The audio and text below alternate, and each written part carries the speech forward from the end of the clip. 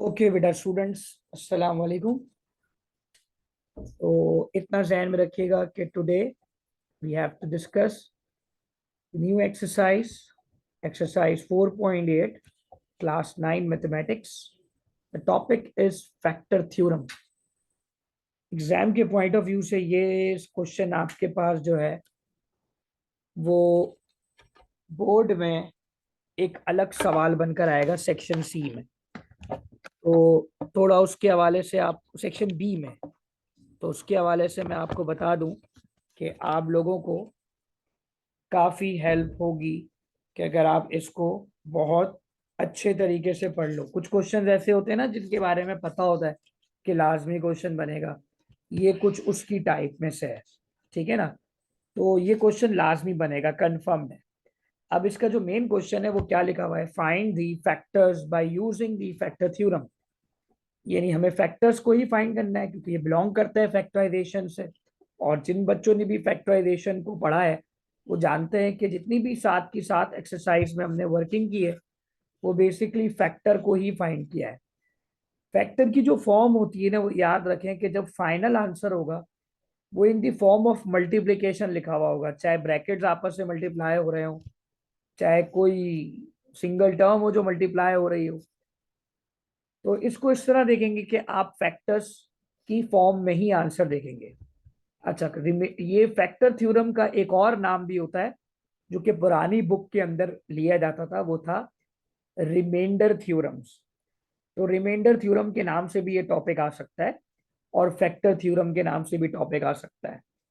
अब सबसे इंपॉर्टेंट चीज ये कि इसमें जो क्वेश्चन होगा आम तौर पे वो एक क्यूबिकल क्वेश्चन होगा, मतलब पावर 3 तक यहाँ लिखी होगी मैक्सिमम।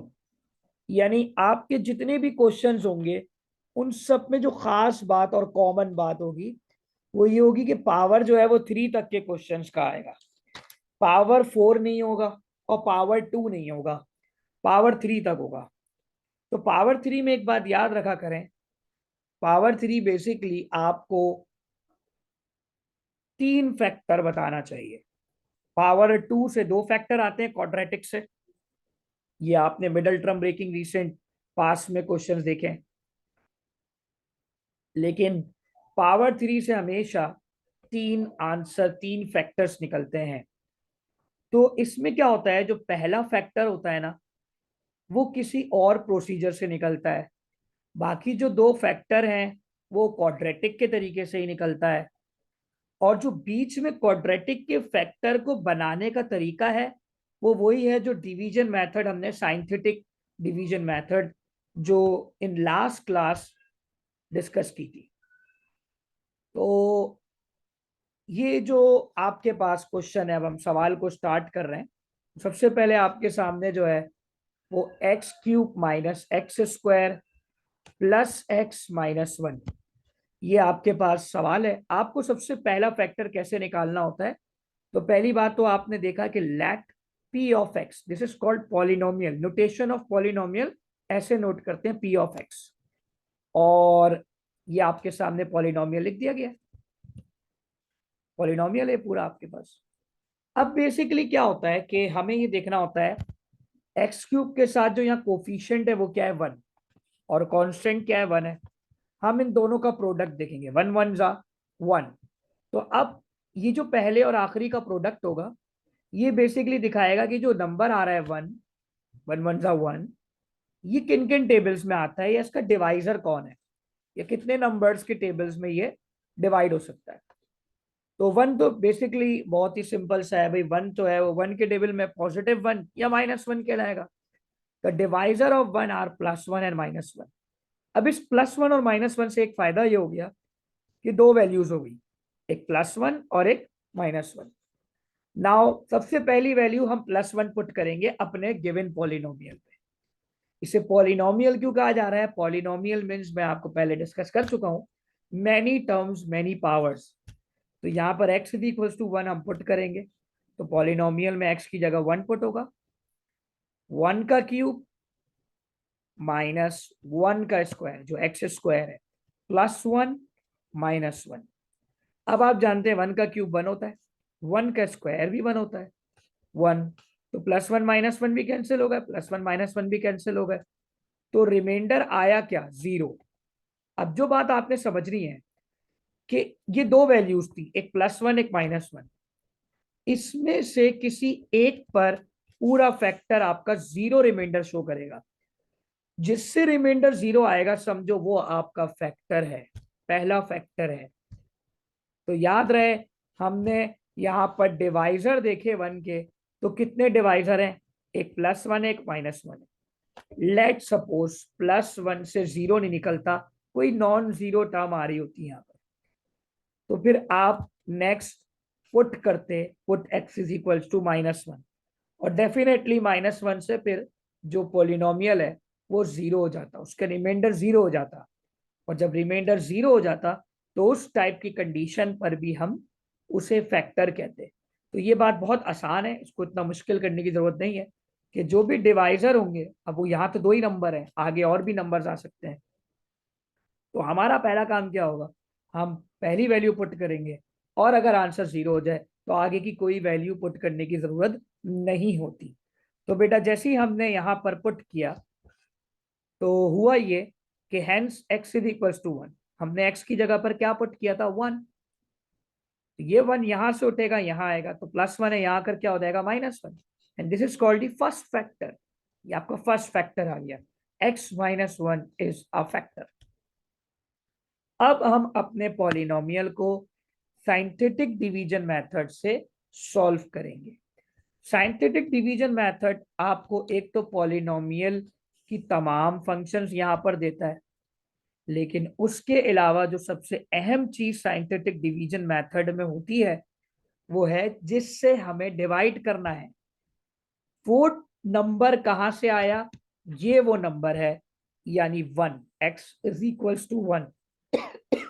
तो आपने सबसे पहले 1 लिखना है इस जगह पर, और पॉलिनोमियल के तमाम कोफिशिएंट्स यहां पर आ जाएंगे। तो पॉलिनोमियल का पहला कोफिशिएंट 1 हुआ क्योंकि x³ के साथ 1 है, फिर -x² के साथ -1 है, +x के साथ 1 है, -1।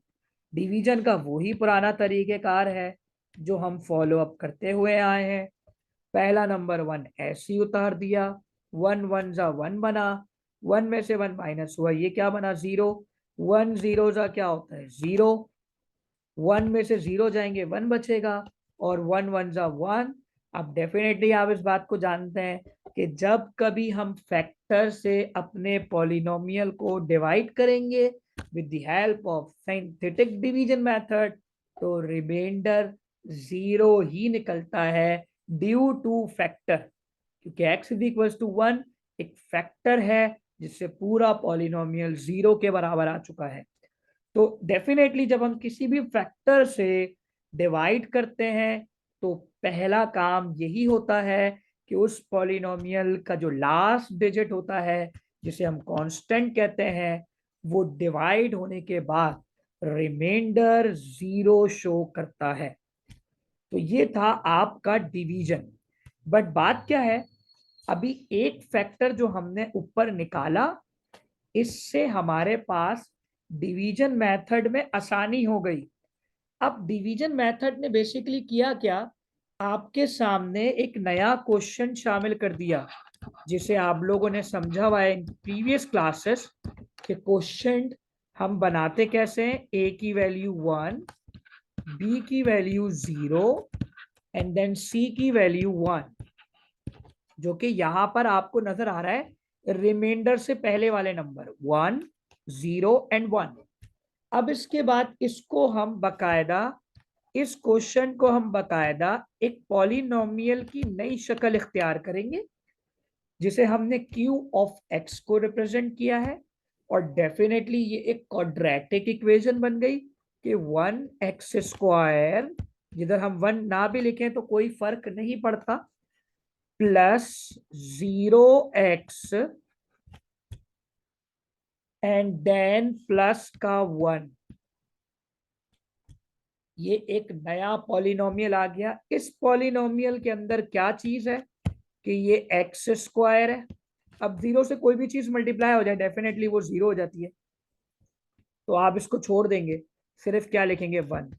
तो ये एक क्वाड्रेटिक का फैक्टर आ गया आपके पास। आमतौर पे क्वाड्रेटिक का फैक्टर रिजॉल्व करना पड़ता है, उनके अपने तरीकेकार होते हैं फैक्टर को रिजॉल्व करने के, लेकिन ड्यू टू फैक्टर थ्योरम तुम्हारे पास दो फैक्टर आ गए यहाँ पर। तो सबसे पहला फैक्टर क्या आया, देखो फैक्टर थ्योरम आपको क्या क्या चीजें बताएगा, ये बहुत इंपॉर्टेंट स्टेप है। यूजिंग फैक्टर थ्योरम,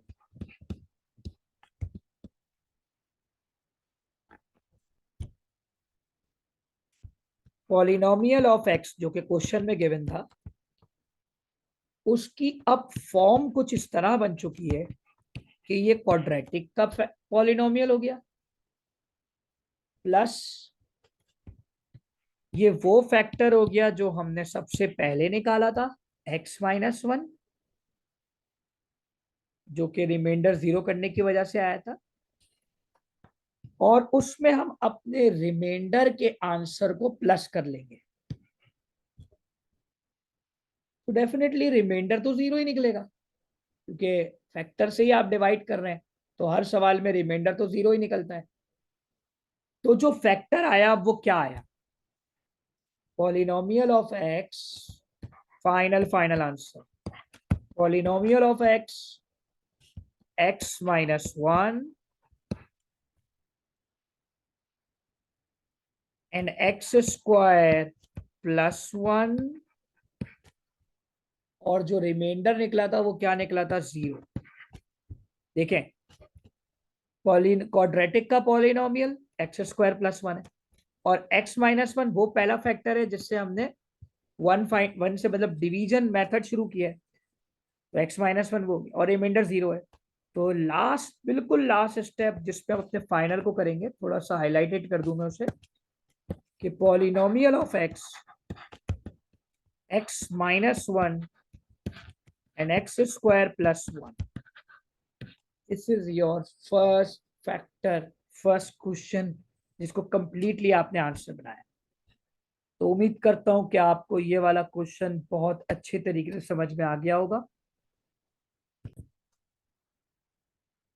तो बेटा ये क्वेश्चन नंबर पार्ट 3 है, 4.8 का नया क्वेश्चन है। पार्ट 2 बिल्कुल सेम है, मैंने बता दिया आपको। पार्ट 2 जो है वो आप लोग खुद करिएगा, क्योंकि वो सेम ही है एक तरीके से, पर थोड़ी बहुत चेंजिंग है। तो मैं कौन सा करा रहा हूँ, पार्ट 3 करा रहा हूँ, जिसका पॉलिनोमियल सामने लिखा हुआ है x³ - 6x² +11x-6। तो तुम लोग इस बात को देख रहे हो कि भाई अब हमें जो है वो एक नया पॉलिनोमियल मिल गया है। तो जब नया पॉलिनोमियल मिल गया है तो फर्स्ट ऑफ ऑल हम उसको लेट कर लेंगे कि वो p ऑफ x के बराबर है, यानी हम इसको पूरे के पूरे पॉलिनोमियल को p ऑफ x के बराबर लिख देंगे। नाउ अब हमें क्या करना है, हमें डिवाइजर देखने हैं। जैसे अभी हमने इससे पहले 1 का डिवाइजर देखा था, अब हम डिवाइजर इस तरीके से देखेंगे कि x³ का जो फर्स्ट एलिमेंट जिसे हम 1 कह रहे हैं, वो 1 किससे मल्टीप्लाई होगा, 6 से। तो 6 1 क्या होगा, 6। तो हमें डिवाइजर 6 के देखने होंगे कि 6 किन किन के टेबल्स में आता है। 6 एक ऐसा नंबर है जो काफी नंबर्स के टेबल्स में आता है। तो जब हम 6 का डिवाइजर देखेंगे, सबसे पहला जो डिवाइजर होता है वो सब नंबरों का एक डिवाइजर होता है, वो है 1। तो 1 तो लाजमी होगा, तो +-1 का मतलब ये दो वैल्यूज हो गई। फिर 2 के टेबल में भी आता है 6, फिर 3 के टेबल में भी आता है 6, और फिर अपने टेबल में 6 आता है। अब हम डेफिनेटली ये सारे डिवाइजर हैं, सबको तो पुट करके नहीं देखेंगे, लेकिन ये किसी एक में ही आपका आंसर जो है पूरे पॉलिनोमियल का जीरो हो जाएगा। तो हम स्टार्ट करते हैं, नाउ पुट x = 1। तो जब हम x = 1 पुट करेंगे, फर्स्ट ऑफ ऑल पॉलिनोमियल में x की जगह 1 आ जाएगा, ये 1 का क्यूब होगा, ये 1 का स्क्वायर होगा, 11x है तो 11 1 हो जाएगा। 1 का क्यूब 1 होता है, 1 का स्क्वायर भी 1 होता है। 11 1 जा 11 माइनस 6, 1 माइनस 6 प्लस 11 माइनस 6। अब देखो ये जो 11 है और ये 1 है, ऐड होने के बाद 12 बन गए, और ये माइनस 6 माइनस 12 हो गए। तो देखें रिमाइंडर 0 निकल रहा है। तो अगर 1 से आंसर 0 हो जाए, समझो पहला फैक्टर मिल गया। तो हमने यहां पर नेक्स्ट लाइन पर यही बात लिखी, हेंस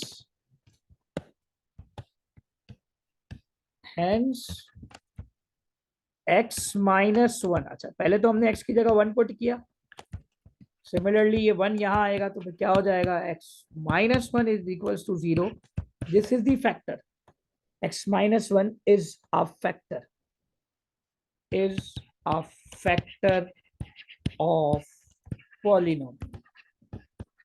ठीक है, ये पहला फैक्टर मिल गया।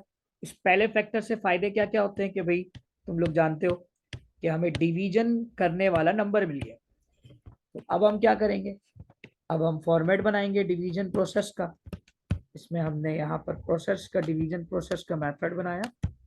ये ऐसे भी मैं बना सकता हूँ, तो ये आपको इसमें वो बात नहीं है कि भाई आप अपने तरीके से ही बनाएं। अच्छा, तो हमने अब इसमें कोफिशिएंट्स लिखने हैं। तो जो क्वेश्चन है जरा उस पर गौर करेंगे। ये एक्स क्यूब है, तो यहाँ 1 है, पहला कोफिशिएंट 1 हो गया, माइनस 6 है, फिर 11 है, फिर माइनस 6 है। तो हमने यहाँ पे लिखा 1 माइनस 6 एंड 11 एंड माइनस 6। अब हम क्या करेंगे कि हम यहाँ पर जिससे डिवाइड कर रहे हैं वो एक नंबर 1 है जिससे हम डिवाइड कर रहे हैं। तो हमने पहला नंबर 1 ऐसे उतार दिया जैसे डिवीजन का तरीका होता है, और 1 को 1 से मल्टीप्लाई किया, 1 1 1, तो 6 में से 1 जाएंगे, माइनस का 5 आएगा। अब यहाँ 0 नहीं आ रहा, जैसा पिछले क्वेश्चन में 0 आ रहा था। फिर -5 जब 1 से मल्टीप्लाई होगा तो 1 5 जा 5, 11 में से 5 जाएंगे तो 6 बचेगा, 6 1 जा 6। और अब आप जानते हैं जब भी हम फैक्टर से डिवाइड करने के लिए जाते हैं हमेशा रिमाइंडर क्या निकलता है, 0 निकलता है, कंफर्म है ये। अब इसका हम क्वेश्चन बनाएंगे। कैसे बनाएंगे, मैंने आपको बताया a की वैल्यू 1 है, p की वैल्यू -5 है, c की वैल्यू 6 है। तो हम जब इसको देख रहे हैं कि अब ये 0 नहीं है, बीच में -5 है, तो हम इसका क्वाड्रेटिक का जो पॉलिनोमियल है कैसे बनाएंगे, q of x is equals to 1x square minus 5x plus 6। ये अंडरस्टूड है कि हमें जो है वो x स्क्वायर लिखना होता है। यस, ये आपके पास आ गया क्वाड्रेटिक का पॉलिनोमियल। बट अब ये क्वाड्रेटिक पूरे सही मायनों में एक क्वाड्रेटिक है, तो इसको हम पहले रिजॉल्व करेंगे into the factors. Middle term breaking के बारे में सुना होगा तुम लोगों ने। तो मिडल टर्म ब्रेक करेंगे -5 को, तो हमें 6 की मदद से मिडल टर्म ब्रेक करना पड़ेगा। तो हमने 6 का फैक्टर लिया, 2 3 जा 6, 3 1 जा 3। तो इसमें क्या है भाई, ये 3 और 2 प्लस करने से 5 बनेगा। तो डेफिनेटली हम यहाँ प्लस तो करेंगे, लेकिन प्लस करने का रूल ये होगा कि दोनों के साथ साइनें माइनस की होंगी, माइनस माइनस प्लस हो गया और -5 आ गया। अब इसमें x कॉमन है, यहाँ बचेगा x -3, इसमें -2 कॉमन है तो अंदर बचेगा x -3। अब ये सेम फैक्टर आ गया, तो एक हुआ x -3, एक हुआ x -2। ये बेसिकली क्वाड्रेटिक का फैक्टर आ गया।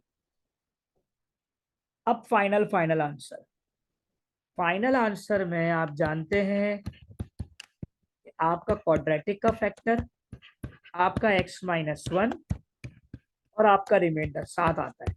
तो क्वाड्रेटिक का फैक्टर x -3, x -2, x -1 ये आपके पॉलिनोमियल का फैक्टर थ्योरम से आंसर है। तो उम्मीद करता हूँ कि ये टॉपिक तमाम बच्चों को क्लियर होगा। तो लाजमी इन तमाम क्वेश्चन से अपनी प्रिपरेशन को बहुत अच्छा रखें। वीडियो को यूट्यूब पे भी अपलोड किया जाएगा ताकि इस क्लास से दीगर बच्चे भी फ़ायदा हासिल कर सकें। और लाजमी जिन बच्चों ने सब्सक्राइब चैनल ना किया हो वो सब्सक्राइब लाजमी कर लें। जज़ाकल्लाह।